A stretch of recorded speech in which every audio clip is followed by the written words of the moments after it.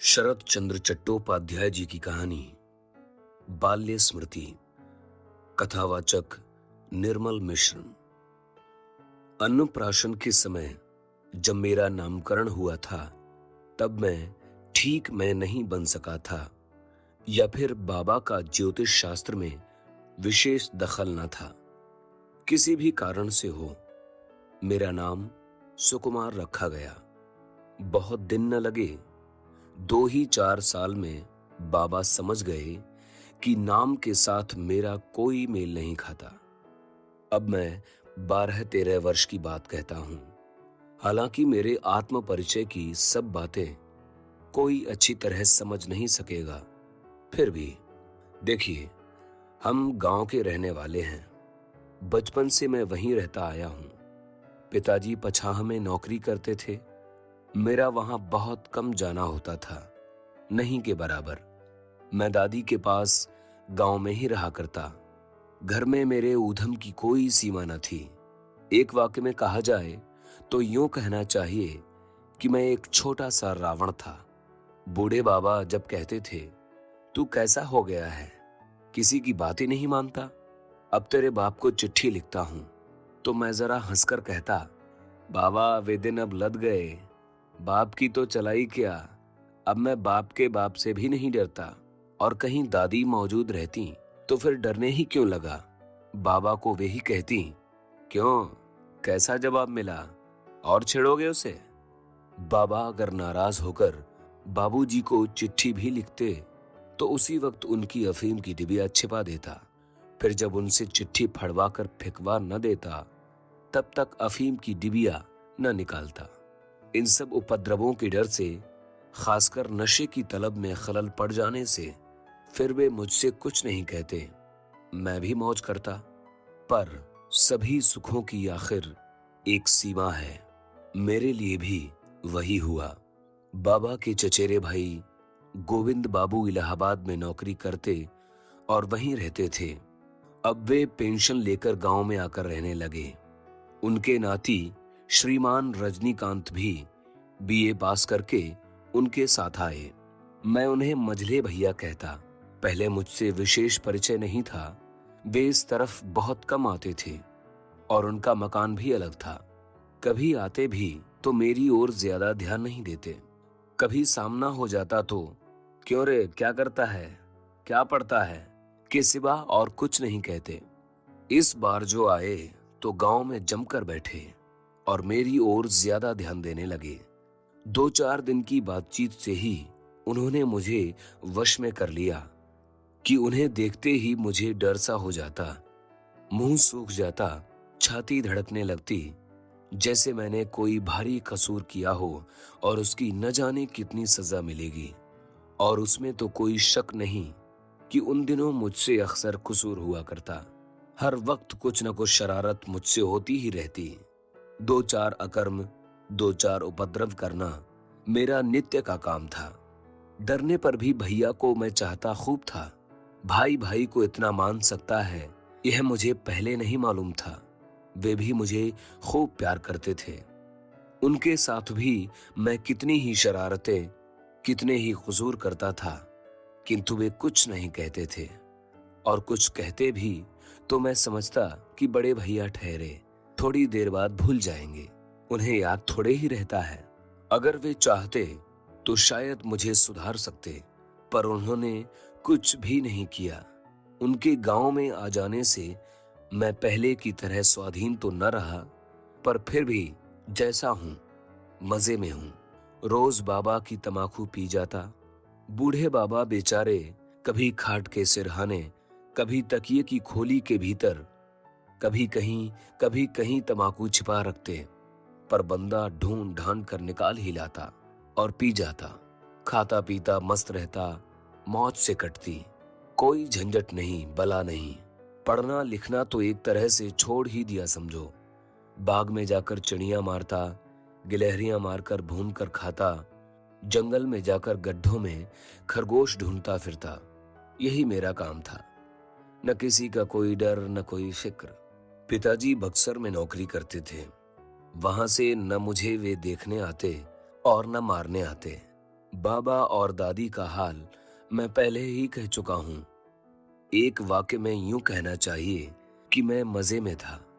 एक दिन दोपहर को घर आकर दादी के मुंह से सुना कि मुझे मझले भैया के साथ कलकत्ते में रहकर पढ़ना लिखना पड़ेगा। बाबा ने कहा, हाँ, मैंने पहले से ही सोच रखा था कि यह सब बाबा की चालाकी है, इसलिए कहा, यदि जाऊंगा तो आज ही जाऊंगा। बाबा ने हंसते हुए कहा, इसके लिए चिंता क्यों करते हो बेटा, रजनी आज ही कलकत्ते जाएगा। मकान ठीक हो गया है, सो आज ही तो जाना होगा। मैं आग बबूला हो उठा। एक तो उस दिन बाबा की छिपाई हुई तमाकू ढूंढने पर भी नहीं मिली। जो एक चिलम मिली थी वह मेरी एक फूंक के लिए भी नहीं थी। तिस पर चालाकी, परंतु मैं ठगा गया था। अपने आप कबूल करके फिर पीछे कैसे हटूं? लिहाजा उसी दिन मुझे कलकत्ते के लिए रवाना होना पड़ा। चलते वक्त बाबा के पैर छुए और मन ही मन बोला, भगवान करे कल ही तुम्हारे श्राद्ध के लिए घर लौट आऊं। उसके बाद फिर मुझे कौन कलकत्ते भेजता, देख लूंगा। कलकत्ते में पहले ही पहल आया। इतना बड़ा शहर मैंने पहले कभी नहीं देखा था। मैंने मन ही मन सोचा, अगर मैं गंगा की छाती पर तैरते हुए इस लकड़ी लोहे के पुल पर ऐसी भीड़ में, या वहां जहां झुंड के झुंड मस्तूल वाले बड़े बड़े जहाज खड़े हैं, खो गया तो फिर कभी घर नहीं पहुंच सकूंगा। कलकत्ता मुझे जरा भी अच्छा नहीं लगेगा। इतनी दहशत में भला कोई चीज अच्छी लग सकती है? आगे कभी लगेगी इसका भी भरोसा नहीं कर सका। कहाँ गया हमारा वह नदी का किनारा, बेबासों के झुरमुट, बेल की झाड़ी, मित्र परिवार के बगीचे के कोने का अमरूद? कुछ भी तो नहीं। यहाँ तो सिर्फ बड़े बड़े ऊंचे मकान, गाड़ी घोड़े, आदमियों का भीड़ भड़क्का, लंबी चौड़ी सड़कें ही दिखाई देती हैं। मकान के पीछे ऐसा एक बाग बगीचा भी तो नहीं जहां छिपकर एक चिलम तमाकू पी सकूं। मुझे रोना आ गया। आंसू पोंछकर मन ही मन कहने लगा, भगवान ने जीवन दिया है तो भोजन भी वही देगा। कलकत्ते आया हूं, स्कूल में भर्ती किया गया हूं, अच्छी तरह पढ़ता लिखता हूं, लिहाजा आजकल मैं अच्छा लड़का हो गया हूं। गांव में जरूर मेरा नाम जाहिर हो गया था। खैर, उस बात को जाने दो। हमारे आत्मीय मित्रों ने मिलकर मैस बना लिया है, जिसमें हम 4 आदमी रहते हैं। भैया, मैं, राम बाबू और जगन्नाथ बाबू। राम बाबू और जगन्नाथ बाबू मझले भैया के मित्र हैं। इनके सिवा एक नौकर और एक ब्राह्मण रसोइया भी है। गदाधर रसोइया मुझसे 3-4 वर्ष बड़ा था। ऐसा भला आदमी मैंने पहले कभी नहीं देखा। मोहल्ले के किसी भी लड़के से मेरी बातचीत नहीं हुई और न किसी से मेलजोल ही हुआ, मगर गदाधर बिल्कुल भिन्न प्रकृति का आदमी होने पर भी मेरा अंतरंग मित्र हो गया। मेरे साथ उसकी खूब घुटती, कितनी गपशप उड़ती, इसका कोई ठिकाना नहीं। वह मेदिनीपुर जिले के एक गांव का रहने वाला था। वहां की बातें और उसका बाल्य इतिहास आदि मुझे बड़ा अच्छा लगता था।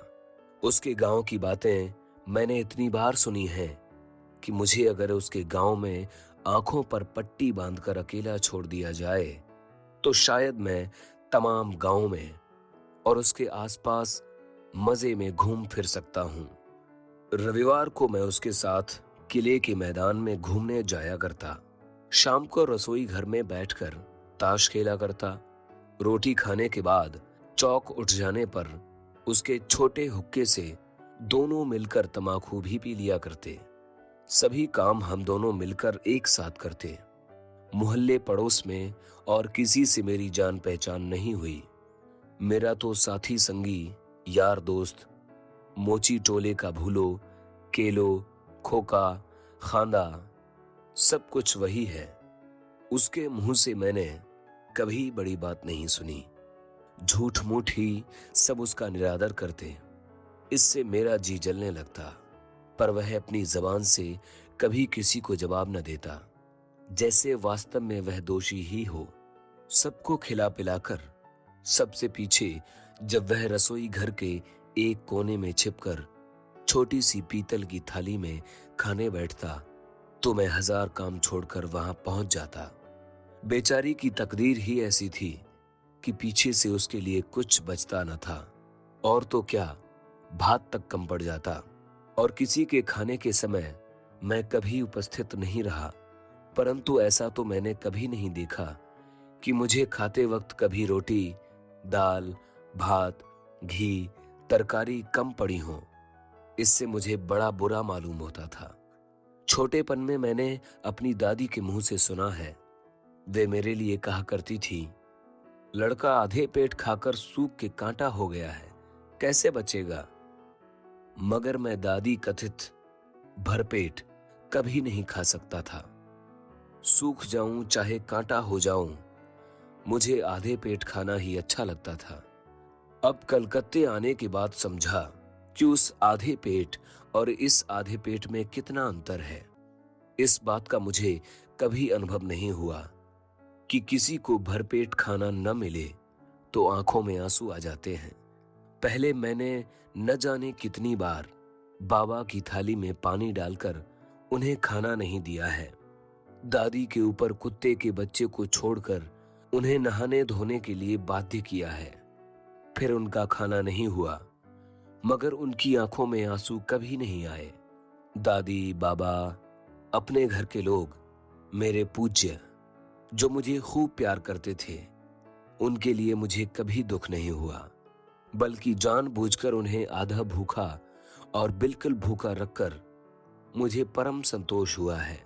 और इस गधाधर को देखो, न जाने कहां का कौन, किसके लिए मेरी आंखों में बिना बुलाए पानी आ जाता है। कलकत्ता आकर यह हो गया, मेरी कुछ समझ में नहीं आता। आखिर आंखों में इतना पानी आता कहां से है, कुछ पता नहीं। मुझे किसी ने रोते कभी नहीं देखा। किसी बात पर जिद पकड़ जाने पर पाठशाला के पंडित जी ने मेरी पीठ पर साबुत की साबुत खजूर की छड़ियां तोड़ दी हैं। फिर भी वे मुझे कभी रुला नहीं सके। लड़के कहते, सुकुमार की देह पत्थर की है। मैं मन ही मन कहता, देह नहीं बल्कि मन पत्थर का है। मैं नन्हे बच्चों की तरह रोने नहीं लगता। दरअसल रोने में मुझे बड़ी शर्म मालूम होती थी, अब भी होती है, पर अब संभाले संभलता नहीं। छिपकर, जहां कोई न देख सके, रो लिया करता हूं। जरा रोकर चटपट आंखें पोंछ पांछ के संभल जाता हूं।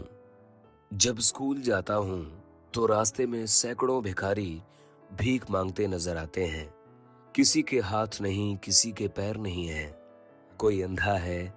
इस तरह न जाने कितने तरह के दुखी देखता हूं। मैं तो तिलक लगाकर, खंजरी बजाकर, जो जय राधे कहकर भीख मांगते हैं, उन्हें ही जानता था।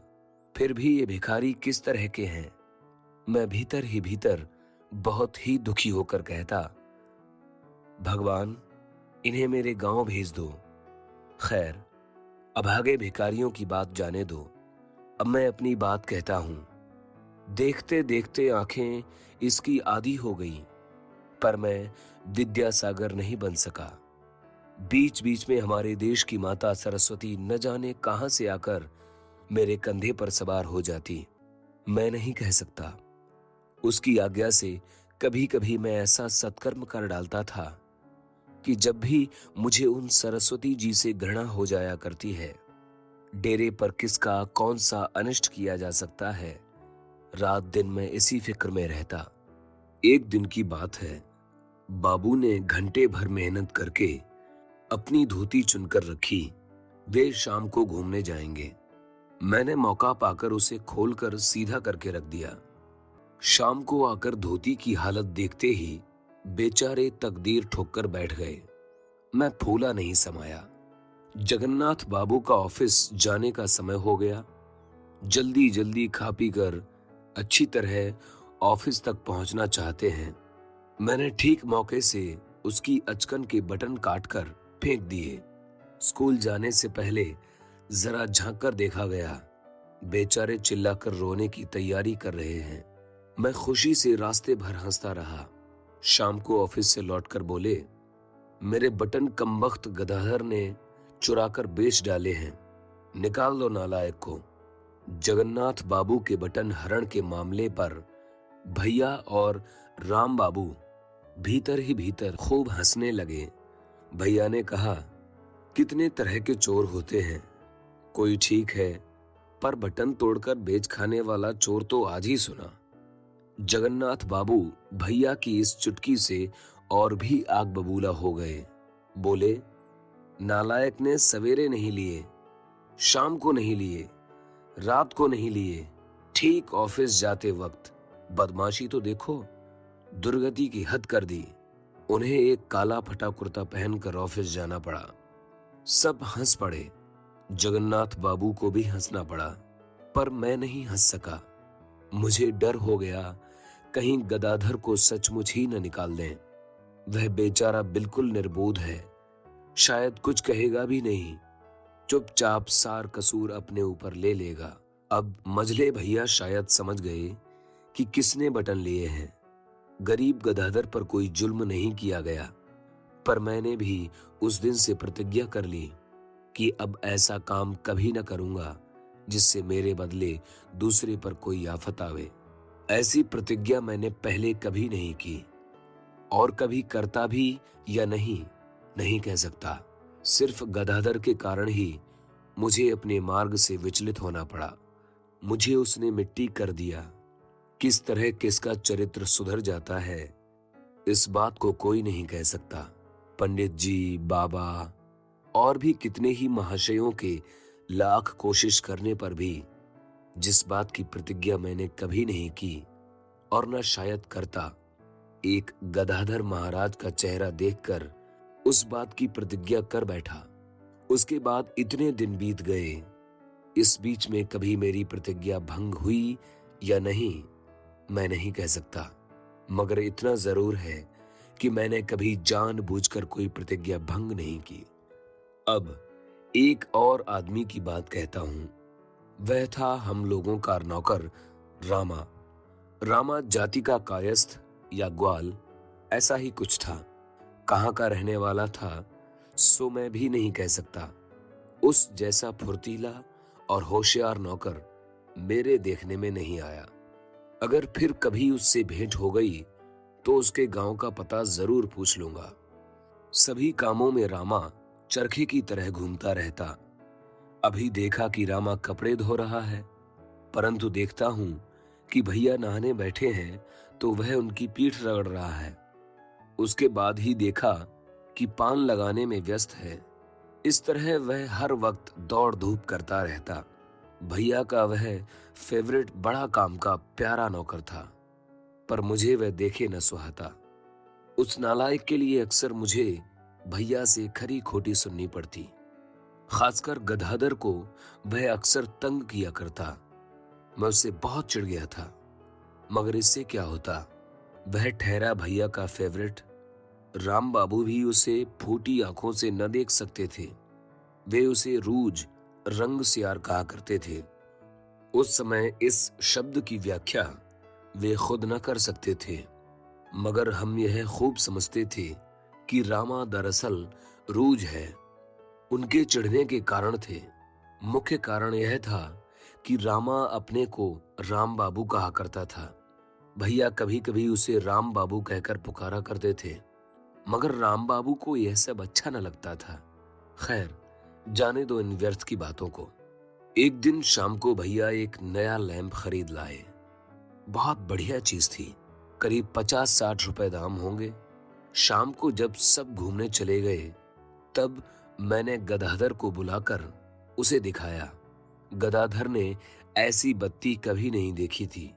वह बहुत ही खुश हुआ और 2-1 बार इसने उसे इधर उधर करके देखा भाला। इसके बाद वह अपने काम से चला गया।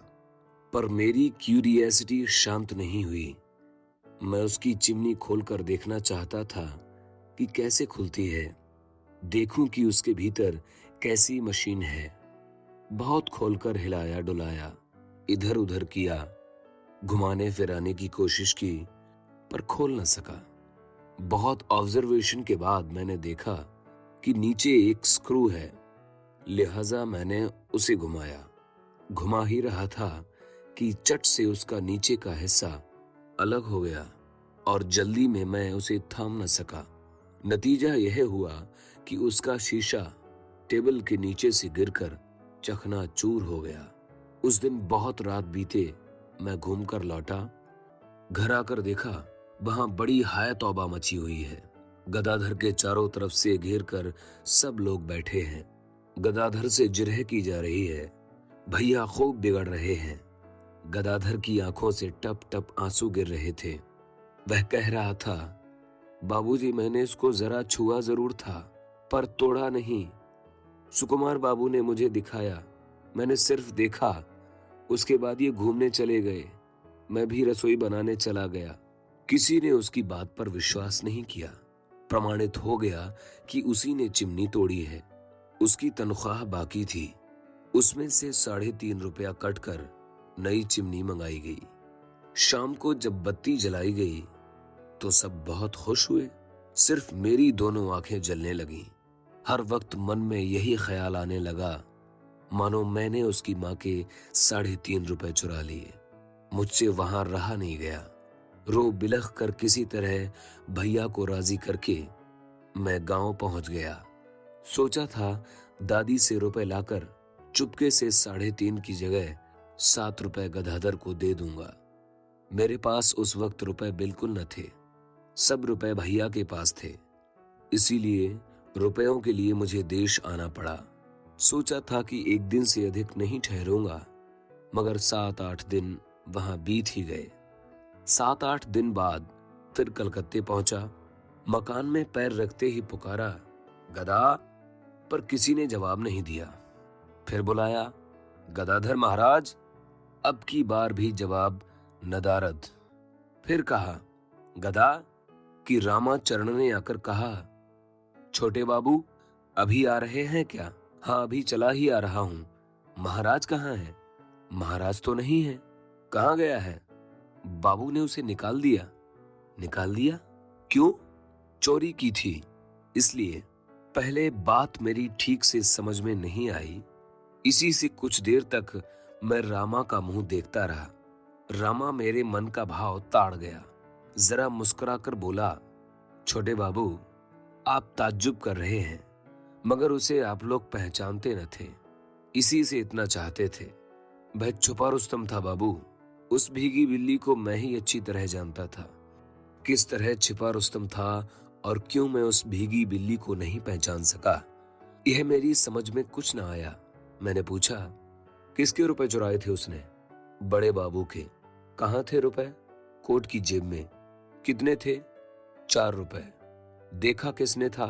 आंखों से तो किसी ने नहीं देखा, पर देखा ही समझिए। क्यों? इसमें पूछने की कौन सी बात है? आप घर में थे नहीं? राम बाबू ने लिए नहीं? जगन्नाथ बाबू ले नहीं सकते? मैंने लिए नहीं तो फिर गए कहाँ? लिए किसने? अच्छा, तो तूने उसे पकड़ा है? रामा ने हंसते हुए कहा, और नहीं तो कौन पकड़ता? ठनठनिया का जूता आप आसानी से खरीद सकते हैं। ऐसा मजबूत जूता शायद और कहीं नहीं बनता। उसी से मैंने उसकी खूब। मैं रसोई में जाकर रो पड़ा। उसका वह छोटा सा काला हुक्का एक कोने में पड़ा था। उस पर धूल जम गई थी। आज 4-5 रोज से उसको किसी ने छुआ भी नहीं। किसी ने पानी तक नहीं बदला। दीवार पर एक जगह कोयले से लिखा था, सुकुमार बाबू, मैंने चोरी की है। अब मैं यहां से जाता हूं। अगर जिंदा रहा तो फिर कभी आऊंगा। मैं तब लड़का ही तो था। बिल्कुल बच्चे की तरह उस हुक्के को छाती से लगाकर फूट फूट कर रोने लगा। क्यों? इसकी वजह मुझे नहीं मालूम। फिर मुझे उस मकान में अच्छा नहीं लगा। शाम को घूम फिर कर एक बार रसोई में जाता और दूसरे रसोइया को खाना बनाते देख चुपचाप लौट आता। अपने कमरे में आकर किताब खोलकर पढ़ने बैठ जाता। कभी कभी मुझे मजले भाई भी देखे नहीं सुहाते। रोटी तक मुझे कड़वी मालूम होने लगती। बहुत दिनों के बाद एक रोज मैंने भैया से कहा, बड़े भैया, क्या किया तुमने? किसका क्या किया? गदा ने तुम्हारे रुपए कभी नहीं चुराए। सभी जानते हैं मैं गदाधर महाराज को बहुत चाहता था। भैया ने कहा, हाँ, काम तो अच्छा नहीं हुआ सुकुमार, पर अब तो जो होना था सो हो गया। लेकिन रामा को तूने इतना मारा क्यों? अच्छा मारा था, क्या मुझे भी निकाल दोगे? भैया ने मेरे मुंह से कभी ऐसी बात नहीं सुनी। मैंने फिर पूछा, तुम्हारे कितने रुपए वसूल हो गए? भैया बड़े दुखित हुए, बोले, काम ठीक नहीं हुआ, तनख्वाह के 2.5 रुपए हुए थे, सो सब काट लिए। मेरी इतनी इच्छा नहीं थी। मैं जब तब सड़कों पर घूमा करता, दूर पर अगर किसी को मैली चादर ओढ़े और फटी चट्टी चमकाते हुए जाते देखता तो मैं फौरन दौड़ा दौड़ा उसके पास पहुंच जाता, पर मेरे मन का अरमान पूरा ना होता। मेरी आशा नित्य निराश में परिणत होने लगी। मैं अपने मन की बात किससे कहूं? करीब 5 महीने बाद भैया के नाम एक मनी ऑर्डर आया, 1.5 रुपए का। भैया को मैंने उसी रोज आंसू पोंछते देखा। उसकी कूपन अभी तक मेरे पास मौजूद है। कितने वर्ष बीत गए, कोई ठीक है, मगर आज भी गदाधर महाराज मेरे हृदय में आधी जगह घेरे बैठे हैं। शरत चंद्र चट्टोपाध्याय जी की कहानी बाल्य स्मृति। कथावाचक निर्मल मिश्र।